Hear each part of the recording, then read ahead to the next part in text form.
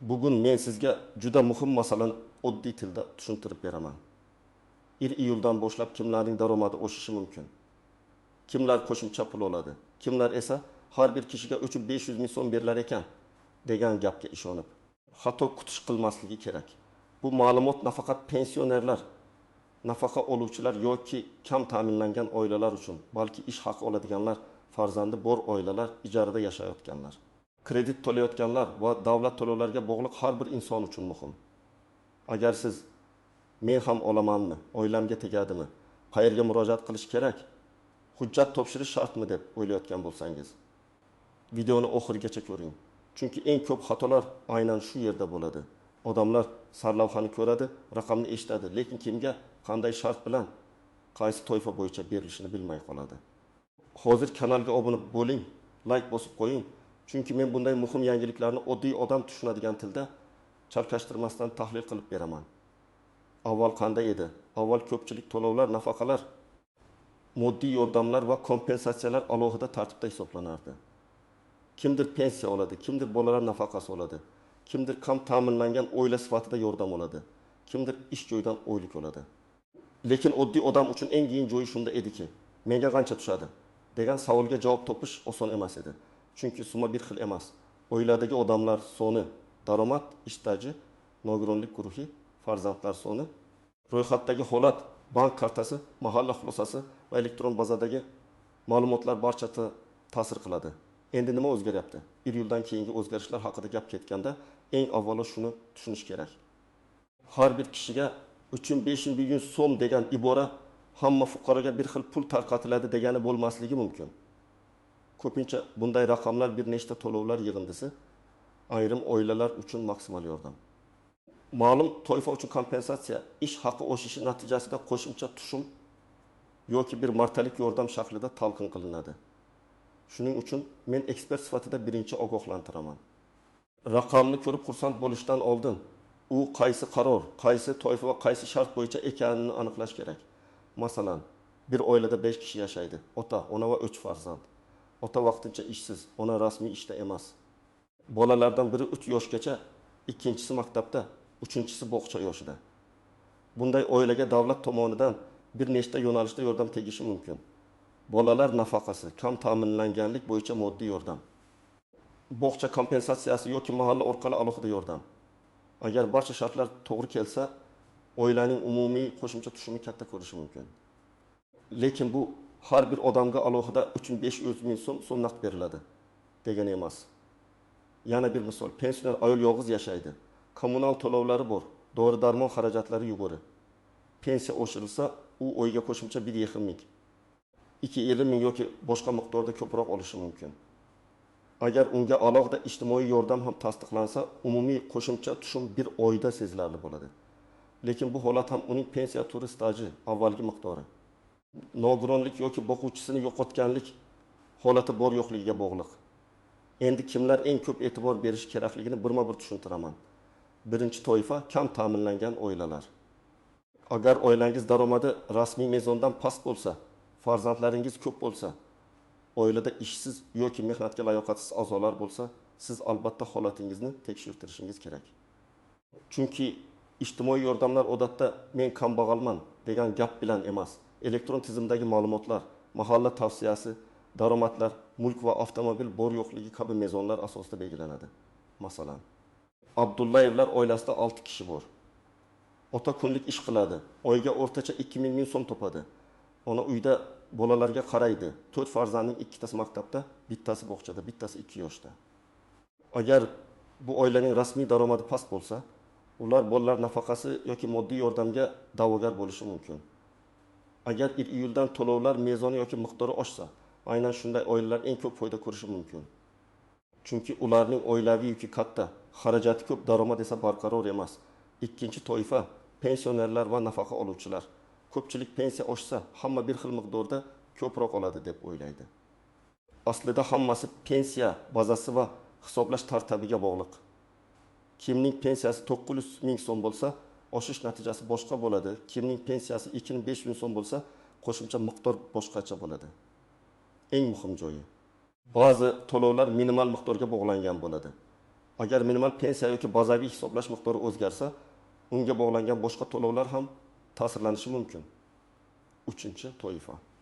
Nogironligi bo'lgan fuqarolar va ularni parvarish qilayotgan oilalar.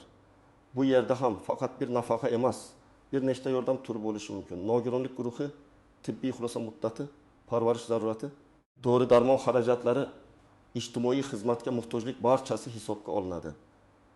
Masalan, oilada ir guruh nogironligi bo'lgan kishi bo'lsa, uning nafaqasi, parvarish puli, ayrim imtiyozlar va dori-darmon bilan bog'liq yengilliklar bo'lishi mumkin.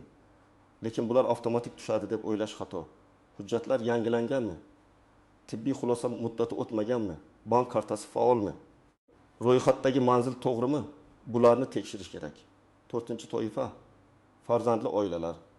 Ayniqsa bo'lim-beki yoshgacha bolalari bor oilalar, 3 yoshgacha farzandi bor onalar, yolg'iz ona yoki ota sifatida farzand tarbiyalayotganlar. Boquvchisini yo'qotgan bolalar bo'yicha to'lov oluvchilar bu yangiliklarni juda diqqat bilan kuzatish kerak. Chunki bolalar bilan bog'liq nafaqalar soni va tartibi ko'p. Ba'zi oilalar faqat bitta farzand uchun oladi. Ba'zilar bir nechta farzand bo'yicha oladi. Ba'zilar esa daromadi mezondan yuqori chiqqan uchun rad javobi oladi. Masalan, Dilnoza ismli ona 2 farzandini yolg'iz tarbiyalaydi. U tikuvchilik qiladi. Lekin daromadi rasmiy tarzda ko'rinmaydi yoki notekis. Agar u ijtimoiy himoya tizimida to'g'ri ro'yxatdan o'tgan bo'lsa, farzandlari bo'yicha yordam olishi mumkin. Lekin uning nomida avtomobil bo'lsa, qimmat ko'chmas mulk bo'lsa yoki elektron bazada daromad yuqori ko'rinsa, tizim rad etishi mumkin.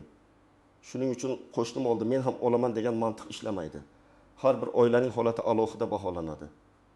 5-toifa byudjet tashkilotida ishlaydiganlar.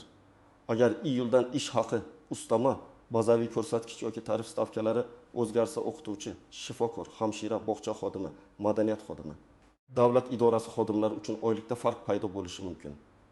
Lekin bu ham lavozim, stavka, ish yuklamasi, malaka toifasi va ustamalariga bog'liq. Masalan, bir o'qituvchi iri stavka ishlaydi va malaka toifasi yuqori. Ikkinchi o'qituvchi lo'l-behir bir stavka ishlaydi, ustamasi yo'q.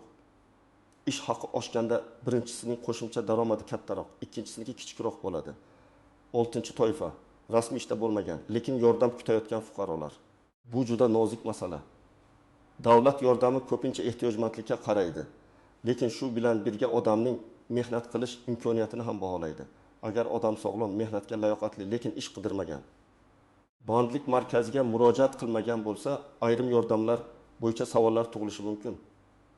Shuning uchun ishsizman degan odam bandlik bo'limida ro'yxatdan o'tishi, ish qidirayotganini tasdiqlashi, taklif qilingan ishlarni ko'rib chiqishi kerak.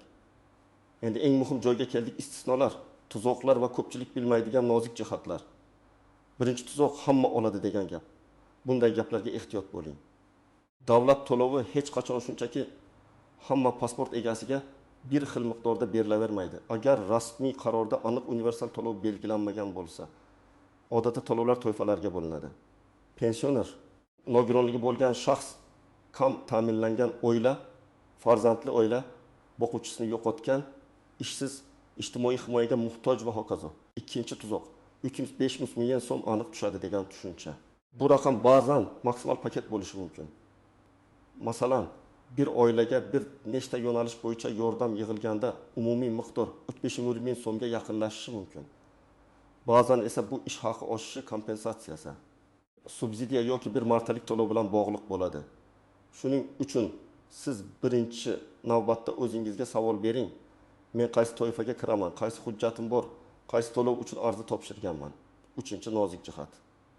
Elektron bazadagi xatolar.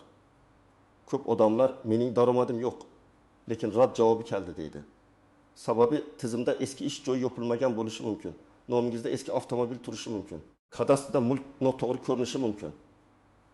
Soliq bazasida daromad boshqa ko'rinishi mumkin. Masalan, odam 2 yil oldin mashinasini sotgan, lekin hujjatda hali ham uning nomida turgan bo'lsa, yordam olishda muammo chiqishi mumkin. Shuning uchun faqat mahallaga borish yetmaydi. Elektron ma'lumotlarni ham tekshirish kerak.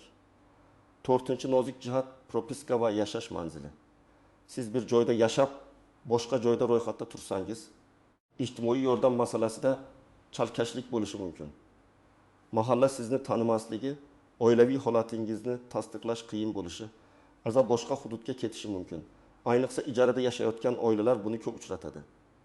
Agar siz ijarada yashasangiz, ijara shartnomasi, vaqtincha ro'yxat, mahalla bilan aloqa va real yashash holatini tasdiqlovchi hujjatlar muhim bo'lishi mumkin. 5-nozik jihat, bank kartasi va hisob raqam.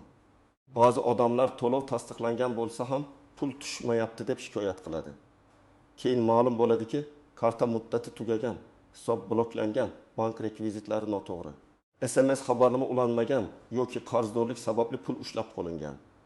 Ayniqsa aliment kredit ijro hujjati, soliq qarzdorligi bor odamlarda bu masala alohida tekshirilishi kerak. To'lov tayinlangan bo'lishi mumkin. Lekin pulni olish jarayonida texnik muammo bo'lishi mumkin. 6-nozik jihat, firibgarlar. Yangilik chiqqan paytda firibgarlar juda faollashadi. Ular telefon qiladi, Telegramda yozadi. Uchun 500 ming so'm olish uchun karta raqamingizni yuboring, SMS kodini ayting, oldindan 1000 so'm to'lang, arizangizni tezlashtirib beramiz deydi. Men qat'iy aytaman, hech kimga SMS kod bermang, karta parolini bermang. Pasport nusxasini notanish odamga yubormang. Davlat yordami uchun rasmiy idora, yagona portal, mahalla ijtimoiy himoya markazi, bandlik organi yoki bankning rasmiy kanali orqali ishlating. 7-jihat. Bir marta rad bo'lsa, tamom deb o'ylash. Bu ham xato. Agar sizga rad javobi kelgan bo'lsa, sababini bilishga haqlisiz. Rad javobida odatda mezon ko'rsatiladi, daromad yuqori, hujjat yetishmaydi, oilaviy tarkib noto'g'ri. Mulk bor, avtomobil bor, ro'yxat mos emas, tibbiy xulosa muddati o'tgan.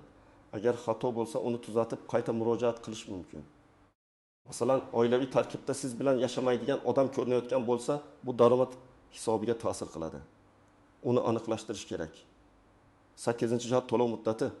Ba'zi to'lovlar har oy beriladi, ba'zilari bir martalik, ba'zilari ma'lum muddatga tayinlanadi. Masalan, 6 oyga, 10 oyga yoki tibbiy xulosa amal qilgan muddatga. Odamlar bir oy pul tushsa, keyingi oy ham albatta tushadi deb o'ylaydi. Lekin muddat tugagan bo'lsa, qayta ariza kerak bo'lishi mumkin. Shuning uchun siz to'lov tayinlangan sanani, muddati qachongacha ekanini va qayta murojaat qilish vaqtini yozib qo'ying. Endi aniq nima qilish kerakligini bosqichma-bosqich aytaman. Birinchi qadam, o'zingiz qaysi toifaga kirishingizni aniqlang. Siz pensionermisiz, nafaqa oluvchimisiz, kam ta'minlangan oilamisiz, farzandli oilamisiz, nogironligi bo'lgan shaxs yoki parvarish qiluvchimisiz, ishsizmisiz, byudjet xodimimisiz? Buni aniqlamasdan turib, menga 3-5 ming so'm tegadimi degan savolga javob topib bo'lmaydi. Ikkinchi qadam, hujjatlarni tartibga keltiring. Pasport yoki ID karta, nikoh guvohnomasi, farzandlar tug'ilganlik guvohnomasi, oilaviy tarkib, nogironlik bo'yicha tibbiy xulosa, pensiya guvohnomasi, bank kartasi rekvizitlari, ijara shartnomasi, ishsizlik bo'yicha ro'yxat, daromad ma'lumotnomasi kerak bo'lishi mumkin. Hamma hujjat ham hamma odamga kerak emas. Lekin siz o'z holatingizga mos hujjatlarni oldindan tayyorlab qo'ysangiz vaqt yutasiz. 3-qadam, mahallaga yoki ijtimoiy himoya markaziga boring. Men eshitdim. Pul berilar ekan deb emas. Aniq savol bilan boring. Men kam ta'minlangan oila sifatida yordamga ariza bermoqchiman. Bolalar nafaqasi bo'yicha holatimni tekshirtirmoqchiman. Pensiya yoki nafaqa oshishi menga qanday ta'sir qiladi? Nogironlik bo'yicha to'lovim muddati qachongacha? Shunday aniq savol bersangiz, sizga aniqroq javob berishadi. 4-qadam. Yagona interaktiv davlat xizmatlari portali yoki rasmiy ilovalar orqali ma'lumotlarni tekshiring. Agar siz internetdan foydalana olmasangiz, farzandingiz, yaqin qarindoshingiz yoki ishonchli odamdan yordam so'rang. Lekin yana takrorlayman, parol, SMS, kod va bank ma'lumotlarini hech kimga bermang. Yordam bersa ham yo'lingizda tursin, o'zingiz tasdiqlang. 5-qadam, bank kartangizni tekshiring. Karta muddati tugamaganmi? Hisob faolmi? Ism, familiya hujjat bilan mosmi? Karta sizning nomingizdami? Qarzdorlik yoki blokirovka yo'qmi? Agar to'lov boshqa odam kartasiga tushishi kerak deb o'ylasangiz, xato bo'lishi mumkin.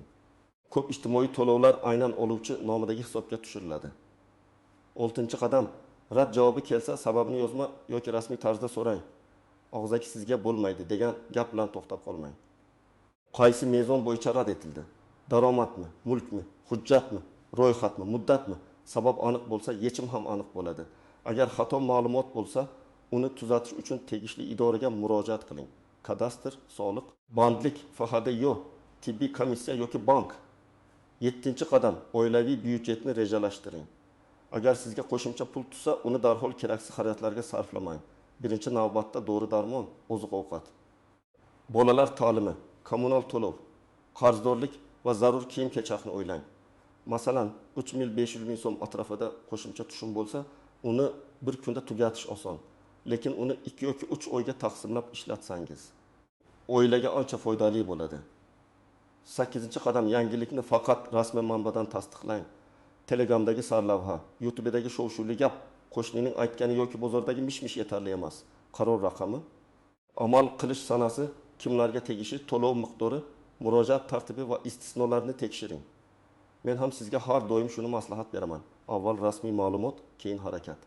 Demak, 1 iyuldan keyingi o'zgarishlar ko'pchilik uchun muhim bo'lishi mumkin, lekin har bir kishiga 3500 ming so'm degan gapni hamma uchun bir xil naqd pul deb tushunmang.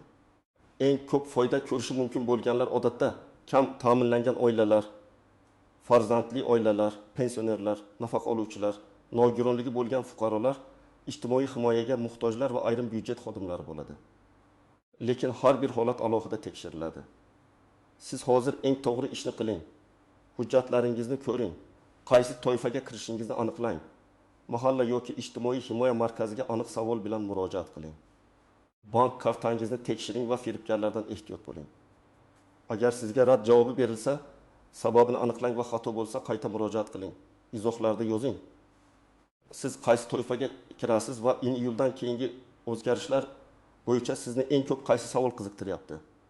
Men keyingi videolarda eng ko'p so'ralgan savollarga alohida javob beraman. Videoga like bosing. Kanalga obuna bo'ling va yaqinlaringizga ham yuboring.